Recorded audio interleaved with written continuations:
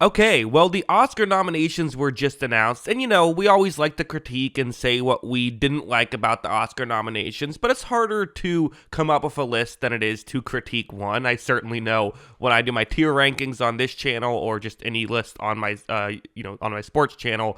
There's a bunch of comments criticizing certain things, so I said, hey, why don't I make my own list, see how it goes. So this is my Oscar nominations. If I was in charge, who I would nominate for specific categories. I'm not going to go to every single one of those. Some of the text I'm going to leave off, and I'm not doing any short films, but yeah, let's just get into the list. So you got to start off one of these award shows with something, a bigger award. So we're going to start off with supporting actor and actress here.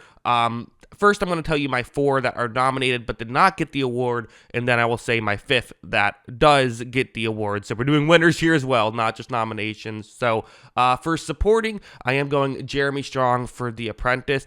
I'm also going to be going with Mark Edelstein. I'm not sorry, I don't know how to pronounce your name, but the guy who gets married to Anora will be my pick. I'm also going Clarence Macklin, and then Barry Keoghan for Bird, which is a underrated movie. He was really good in that one, though, so I'll give him a nomination as well. None of them are my winner, though. That is the person who probably will win this award. Kieran Culkin, again, seems like he's going to win the award. I'm with it. I am definitely on board I thought he was fantastic in this movie. I thought it was a great movie in general. I might give it more love than the Oscars do, so stay tuned for that. For female actor in a supporting role, the 4 nominations. So one is going to take a little bit of explaining, so I'll say the other 3.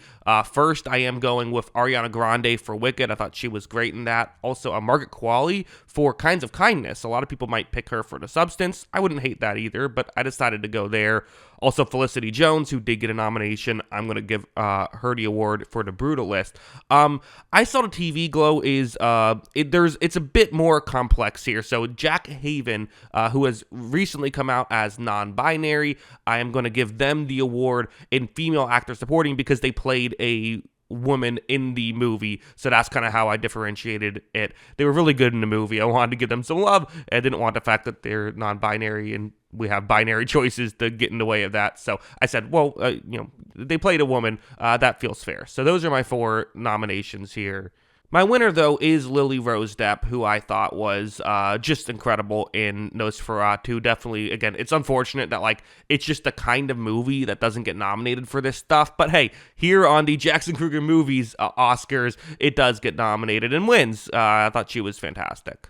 As for score now, we'll get into some of the major technical ones. The Substance, Nosferatu, A Different Man, and Challengers all to me had really strong scores that are very memorable. Again, I was going to say specifically, but then I was just going to list off the 4 again. It's my picks. Obviously, I like these 4 really good scores, different scores, but definitely all notable. However, my winner is The Brutalist, one that I've mentioned before, but is one that I've legitimately listened to, which is not something I typically do with scores. I figure if there's one that I've listened to, I kind of have to pick that, especially that first opening sequence and the kind of I don't know what you call it, but the motif or whatever it is, when you see the Statue of Liberty, that sound very cool, very good. Huge fan of the score here.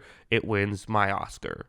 Next up, animated films. So I'm only going to go one difference than the actual Oscars. Usually there's a lot of things that I'm going to do differently. This one only one, which is Orion and the Dark gets my nomination instead of Inside Out 2, Wild Robot Flow, and Wallace and Gromit Vengeance Most Foul. Very fun.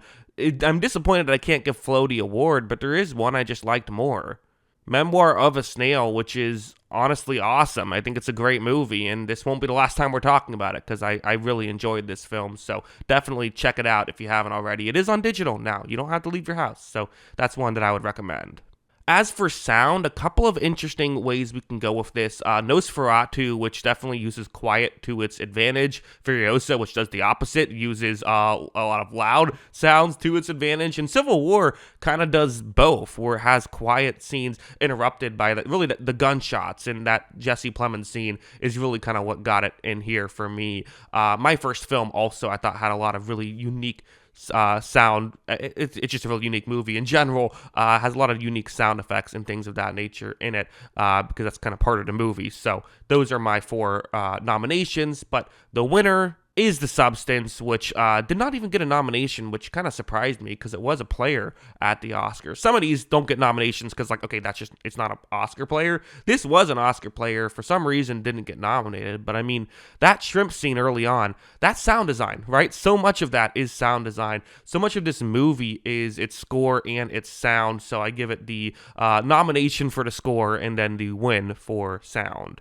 As for cinematography, there's a lot of good-looking movies this year. The Brutalist was definitely fantastic looking with all the, not just the buildings, but also the buildings, but then, some of the landscape stuff. Evil Does Not Exist had one of the more peaceful, looking movies I've seen. I saw the TV Glow was kind of peaceful in a horrifying way with some of its cinematography, and then Doom was just awesome, let's be honest. But as great as those were, there was definitely one that stood out among the rest for me. Nosferatu. I don't know if I've ever seen a movie that looks quite like Nosferatu looks, and there's multiple Nosferatu movies, right? But this one had such a fascinating aesthetic to it. How could I not give it the award? As for editing, usually with editing, I'm going to kind of go with the more unique and the more, I think, in-your-face choices, just because that's what's more noticeable. So Nosferatu, which had a lot of that kind of hyper-fast editing. Of course, Challengers and The Substance did as well. And even Nickel Boys kind of bouncing around from different things, going from one place to another. A lot of really cool editing choices in all four of these movies. My winner, though, is my first film, one that's essentially entirely bouncing around different areas, going from storyline to storyline. And the editing of this movie is the movie. I mean, like, it's a movie that when you watch it, you're like, I wonder how much they even had in a script. I wonder how much they even knew was going to be in the movie once they filmed it, because there's so much unique editing choices. So definitely, I think, worthy of a win here in my Oscars.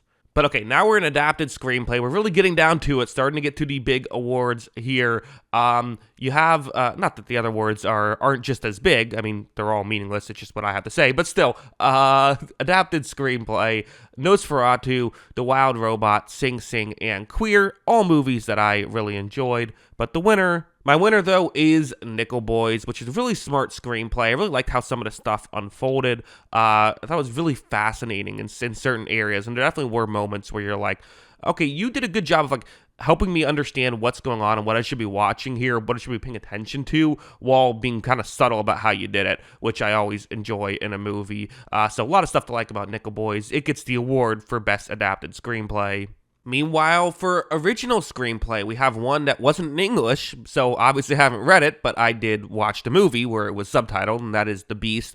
Then A Different Man, which I thought, again, where it went with that idea was so cool, in my opinion. I definitely have to put that there. Memoir of a Snail, which despite its depressing tone, still finds a way to keep you, not wanting to kill yourself while you're watching it. And then Anora, which is just a blast, let's be honest. But the winner for me is A Real Pain, which kind of does all those things combined. Definitely, I think, really sharply written. Again, sad that it didn't get more love. It did get a screenplay nomination at the awards, so I'm giving it the win. We'll see if the Oscars do the same. They probably won't, but still, I thought it was really, again, very funny, but also very, I think, sharp and just an interesting one. So yeah, that's my pick. Okay, only 4 awards remain now. We have the lead actors, the director, and then picture. Female actor in a leading role. I'm going to go Emma Stone for Kinds of Kindness, which, again, I already talked about Margaret Qualley. They're so difficult to do all those different performances, and you have to make sure they feel like different characters, because if you're, if you're just kind of doing a variation of the same character, you're going to be like, oh, well, that's just the same person as the last one. Like, it has to be different. She did a great job there. Zendaya in Challengers, I thought was great. Kind of a performance that went under the radar, I feel like, but I really, really enjoyed that one.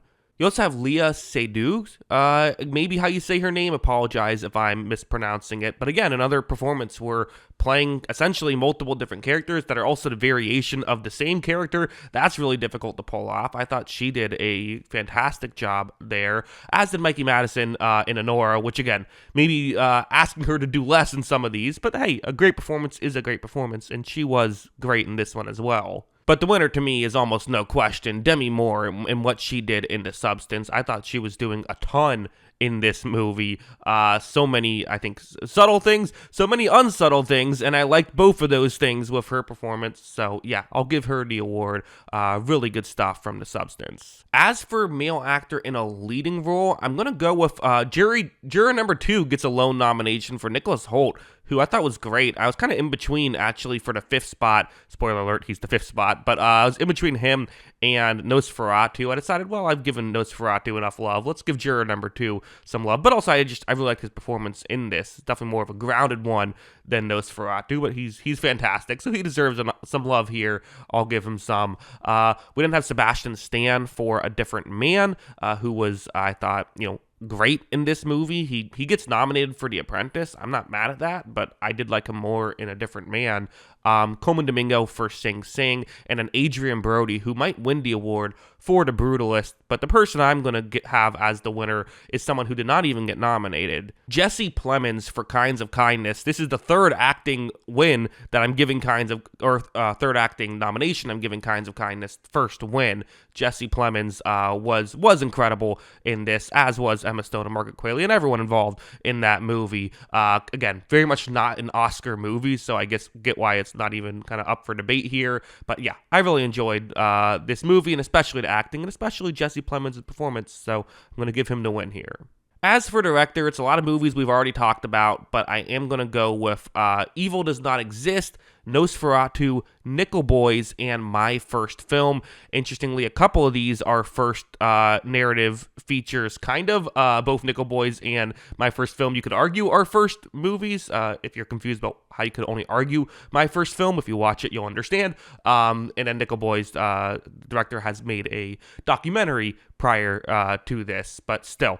Those are 4 movies that I think really all are doing interesting stuff, unique stuff, and that's kind of why I wanted to put them here. But none of them are my winner. Brady Corbet for The Brutalist is my ultimate choice. Again, so many of the, I think, challenging shots, the one in the poster that you see next to me, the upside down Statue of Liberty, how many of these long takes there were of just dialogue where you have to pace those correctly. You can't fix that in the edit. If it's a long taker, like, you have to get that done while you are filming it, and sometimes a lot of really elaborate stuff going on.